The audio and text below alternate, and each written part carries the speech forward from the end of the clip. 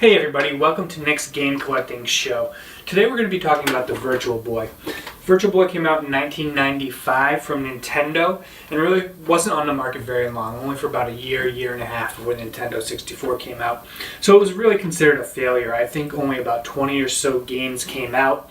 And today I think they can be found relatively cheaply. But personally, I actually got this Virtual Boy sometime probably around the time of the N64 coming out. I can't remember exactly when, but these things were going on sale everywhere. So you could actually get a brand new, complete Virtual Boy in box right from Electronics Boutique at the time. Now I think it's called GameStop. I don't think there are actually Electronics Boutiques anymore. But you get one in the box for 25 bucks. I actually think the box of mine is probably still at my parents' house somewhere, probably in my bedroom, but here at my house, I only have the actual Virtual Boy itself, along with a few games and the accessories that came with it. So, to take a look at the thing, what it really is a 3D system where you, wear it like this. There's actually a stand that you put it on. Very uncomfortable. You kind of have to put your head in there like that. It doesn't latch on all that well.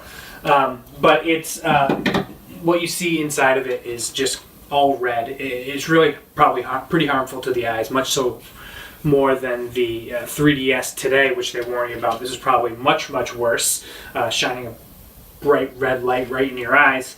Again, it was really just a failure on the part of Nintendo. They were trying to get ahead of the game, but I mean, things just didn't go this way anyway. So at the time when I bought this, I got two games. It came with Mario Tennis, which is basically your typical tennis game. It is pretty cool because the ball zooms in and out of the screen. The camera actually follows the ball. You play as the typical Nintendo characters. I think it's the same characters actually as Super Mario Kart for the Super Nintendo. So you actually, I think, have Donkey Kong Jr. in there, Yoshi, Mario, Princess Toadstool, all those guys. And it's just a pretty simplistic tennis game, but it's a good showcase for the 3D effect of the system. I also have Mario Clash, which is actually another pretty good game. It's similar to the arcade Mario Brothers in that you have turtles coming out of pipes. You have to knock below them and knock them over. The cool thing about it is there's kind of two planes. You can play close to you, and then also you can throw shells through the pipe, and they go into the screen and back, and there's a whole nother plane that you can kind of beat guys on. It's a pretty good game. I actually had a good time playing through this back in the day when I actually used the machine. It wasn't very long, but I did have a lot of fun with this game. Next we have Teleroboxer, which is kind of a 3D punch-out type game, but you're fighting as robots. I actually don't think I've played this, and I'll get into that in a second, but it's similar to Punch-Out, like I said, good 3D effects. I've seen it in person, but just not actually played on this Virtual Boy. And then lastly, for my collection anyway, we have Virtual Boy Wario Land, which is, I think, looked upon as probably the best game on the system. It's similar to the Wario Land games that you see on Game Boy, where I think you can take on the abilities of enemies and use those to beat levels. I don't know if you can die or not in this game. Some of the Wario Land games you can't, which is a pretty cool mechanic. I got this game and I got Teleroboxer much more recently. I think I bought Teleroboxer at a store called Bizarre Game Trading, which used to be in Drake. I think it moved somewhere else a little further north, if not into New Hampshire. And I can't remember quite when I got this Wario Land game, but I actually haven't been able to test this game out at all. And that is because, well, actually I shouldn't say that. I have been able to turn it on, but that is because this Virtual Boy is, the screen is somewhat broken. And it's not because of anything I did. I didn't drop it or anything like that. I think it's just a common occurrence on these Virtual Boys is that the 3D effect starts becoming distorted both screens. And I've read that there's something about a ribbon coming loose within the system itself, and there is a fix for it, which I've heard actually requires you to put the machine into your oven, which is not something my wife would be letting me do, or something I really want to do. So, hopefully at some point maybe I can go have this get fixed or buy a new one.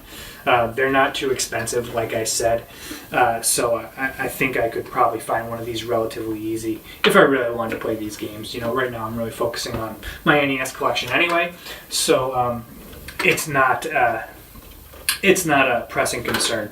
I will say it feels well put together, just like any other piece of Nintendo hardware. It's nice soft foam rubber to protect your face when you put it on.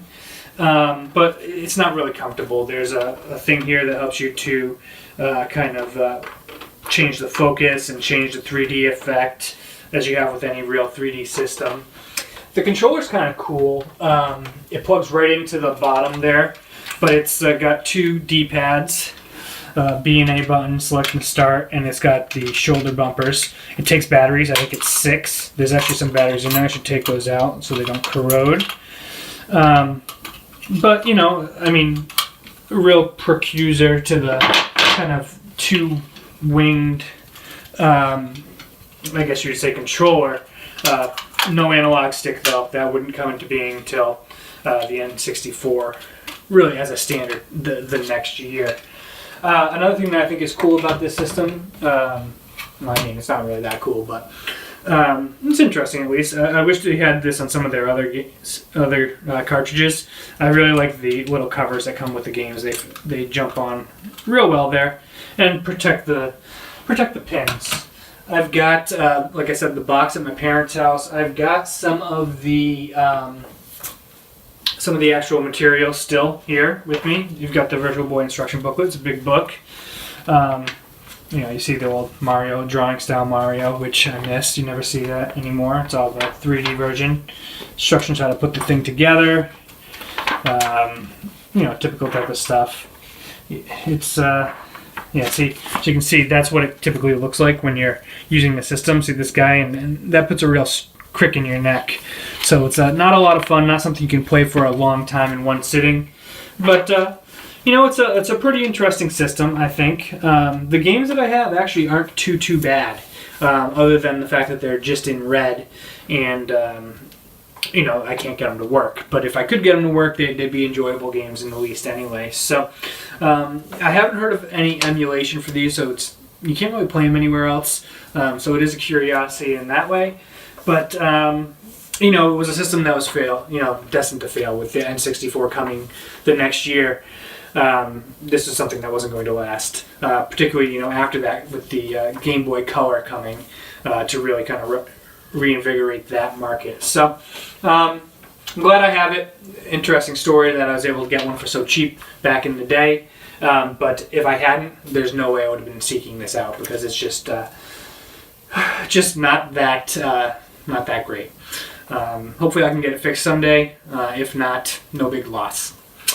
That said, thanks for viewing this video, and if you have any comments about the Virtual Boy, leave them below. If you have any questions for me, happy to answer them. But see you next time.